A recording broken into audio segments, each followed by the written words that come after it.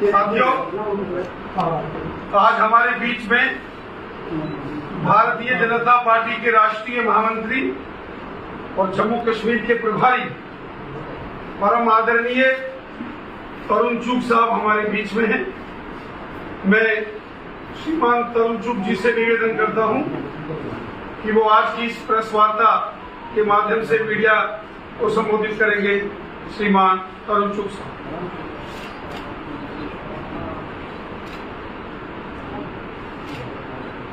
Bharatiya Janata party के वरिष्ठ नेता और देश के गृह मंत्री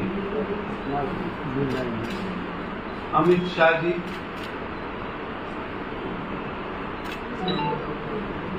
30 सितंबर, 1 अक्टूबर और 2 अक्टूबर को जम्मू कश्मीर के अपने प्रवास के लिए आएंगे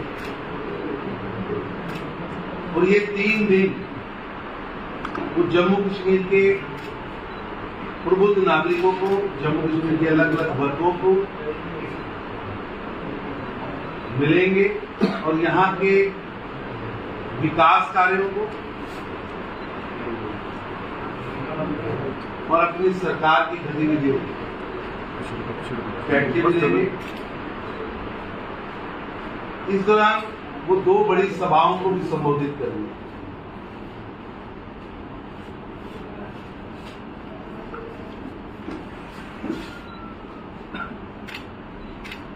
एक तारीख को सुबह 10 बजे वो रजौरी में एक बड़ी जनसभा को संबोधित करेंगे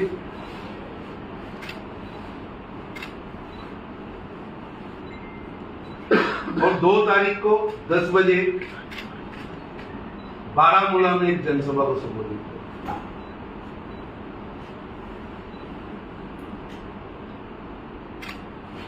अमित शाह जी इस दौरान अलग अलग स्थानों पर जाएंगे भी।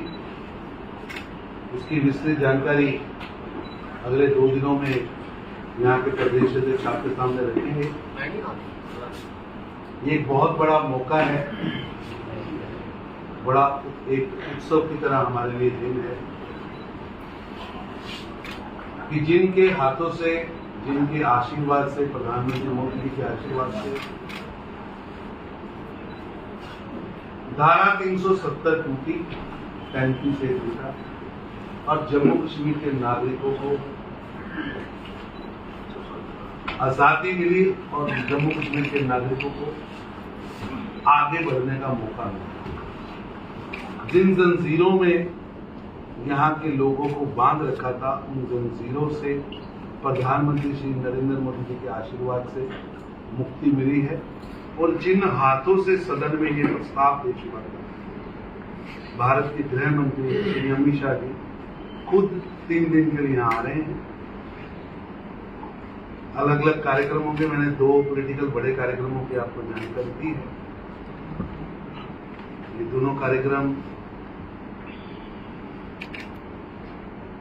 क्योंकि कभी यहाँ के एक बहुत बड़ा वर्ग रहा जिसको कभी मौका ही नहीं मिला। एसटी परिवार, एससी भाईचारा, उन सबको मौका देने का काम हमारी सरकार ने किया। यहाँ की महिलाएं,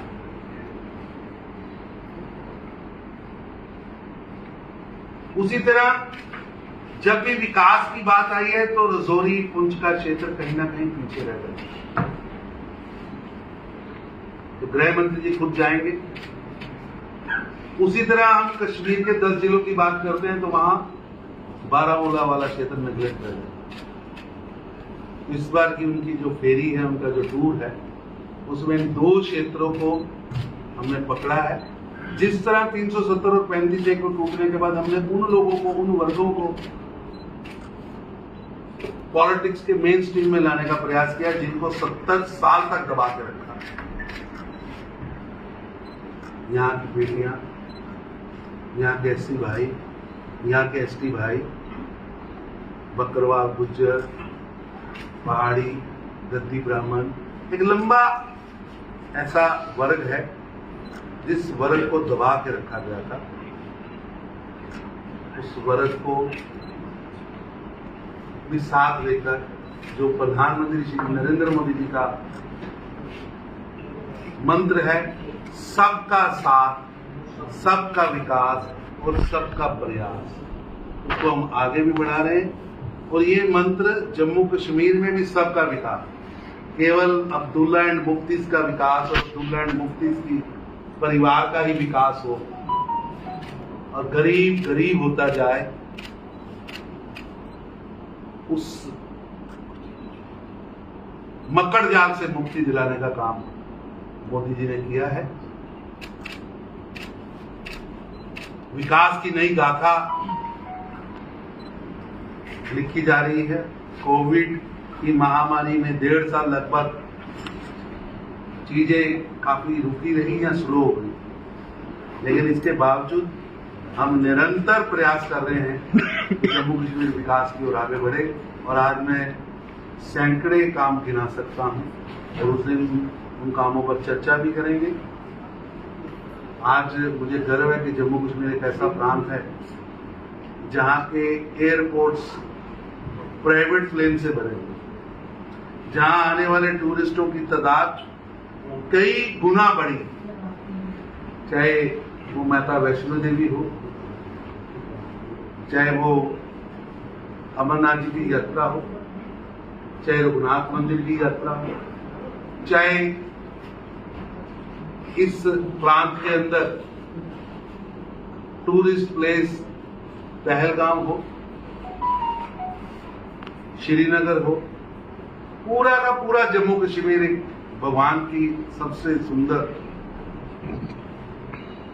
प्रस्तुति है, दिव्य है, सुंदर है। उसके नौजवानों को ना तो जम्मू कश्मीर का नौजवान जम्मू कश्मीर के विकास के लिए काम आता था, ना जम्मू कश्मीर का पानी ना जवानी, दोनों काम होते। अब जम्मू कश्मीर का पानी भी जम्मू कश्मीर के काम आ रहा है और जम्मू कश्मीर की जवानी भी जम्मू कश्मीर के काम आ रही है। यहाँ विकास, इंडस्ट्री रेवोल्यूशन लेके आई है। अभी अगले कुछ महीनों में आपको दिखनी शुरू होगी कि भी कितनी तेजी से चीजें जमीन पर उतरी हैं। टूरिज्म अपने आप में एक प्रफुल्लित हुआ है। वो उन लोगों ने यहाँ के नौजवानों को टेररिज्म की ओर दौड़ाया। नरेंद्र मोदी जी के नेतृत्व में हमने उन्हें टूरिज्म की ओर लाया। उन्होंने पत्थर चलाने वाले पैदा किए, हमने उन पत्थरों से रोड बनाने वाले नौजवानों को इकट्ठा किया है, डेवलपमेंट करने वाले कश्मीर को खड़ा किया है। अब यहाँ का नौजवान पत्थर का प्रयोग विकास के लिए कर रहा है। यहाँ का नौजवान जम्मू कश्मीर को तेजी के साथ, क्योंकि काफी साल यहाँ विकास रुका रहा, तेजी के साथ ये बढ़ सके, आगे बढ़ सके, भारत के बाकी प्रांतों के साथ कदम से कदम मिला सके, उसका रास्ता मोदी जी ने खोला है। और निश्चित रूप से यहाँ के लोगों ने जो आशीर्वाद डीडीसी, बीडीसी और पंचायत चुनाव में लोकतंत्र पर मोहर लगाई है, मैं समझता हूँ एक अच्छी शुरुआत। साहब इस मौके पर मैं इसमें राजेश सवाल लेने से पहले, साथियों, जैसा कि हमारे राष्ट्रीय महामंत्री जी ने बताया कि हमारे देश के यशस्वी गृह मंत्री परम आदरणीय अमित शाह साहब 1 अक्टूबर को रजौरी में और 2 अक्टूबर को बारामूला में दोनों बड़ी जनसभाओं को संबोधित करने वाले हैं।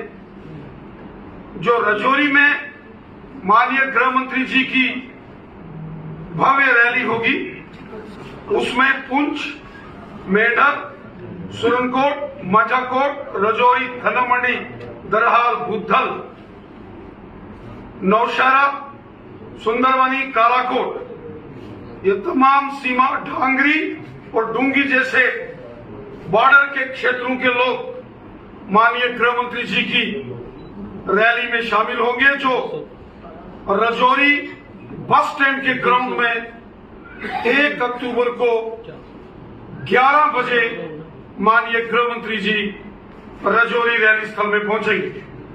वहीं उत्तरी कश्मीर के बारामूला में एक और भव्य रैली का आयोजन किया गया है, जिसमें बारामूला जिला, कुपवाड़ा जिला और बांडीपुरा जिला तीनों डिस्ट्रिक्टों के लोग उस रैली में आएंगे, जिसमें गुरेज हो, बांडीपुरा हो, करनाल, टंगधार, कीठवाल, कुपवाड़ा, त्रिगाम हो, उड़ी हो, बारामूला, रफियाबाद, हंदवाड़ा, लंगेट जैसे क्षेत्रों से भारी संख्या में जनमानस बारामूला की रैली में शामिल होंगे।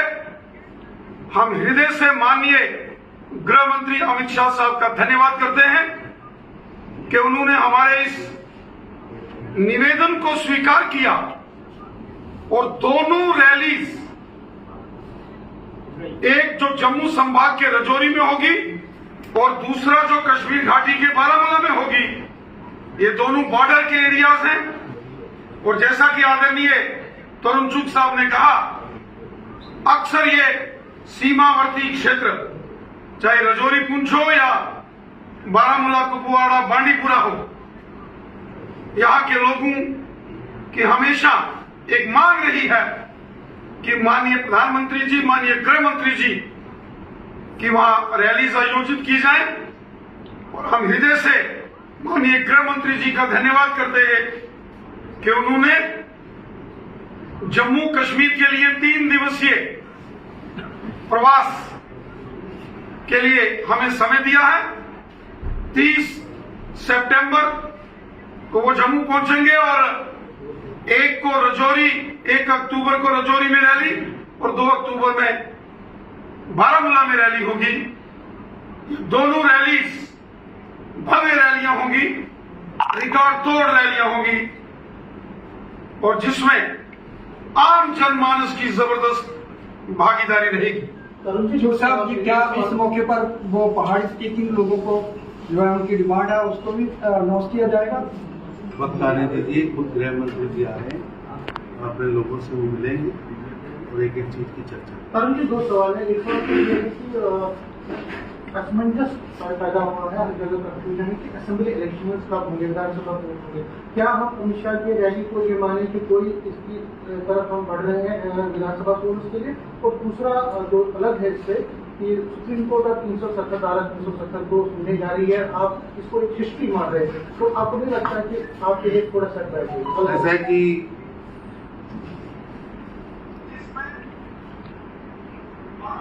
चुनावी प्रक्रिया लगातार अपनी गति से एक इंडिपेंडेंट इंस्टीट्यूशन होने के नाते काम कर रहा है। परिश्रम हो गया है, वोटर लिस्टों पे काम हो रहा है, सभी से ऑब्जेक्शन मांगे जा रहे हैं। ऑब्जेक्शन जाने के बाद वोटर लिस्टें बन जाएंगी। वोटर लिस्टें बनने के बाद जो चुनावी प्रक्रिया है वो अपनी गति से चुनाव भी आएगा। भारतीय जनता पार्टी लगातार 365 दिन काम करने वाला दल है।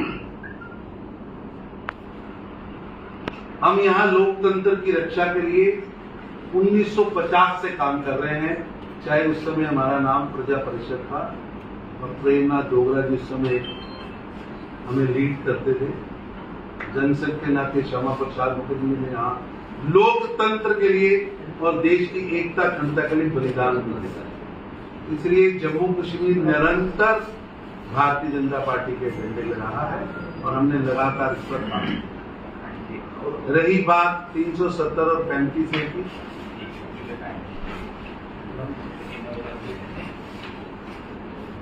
वो अब इतिहास बन चुकी है। भारत आगे बढ़ा, जम्मू कश्मीर आगे। सुप्रीम कोर्ट में दोबारा उसको रिव्यू कर रहे हैं, तो क्या आपको लगता है क्योंकि आप उसको हिस्ट्री ऐसा है कि मेरे को पूरा यकीन है कि हमने जो किया है वो कॉन्स्टिट्यूशनल है, लॉजिकल है, कानून संगत है। इसलिए ये 370 35 से दोनों इतिहास बनी है और इतिहास सुप्रीम कोर्ट के फैसले को किस तरह से देखना है? मेरे तरफ आपका फैसला आया नहीं आ सकता। अगर फैसला आता है अगर और फिर मगर के बाद फिर अगर। ठीक है भाई, थैंक यू वेरी मच।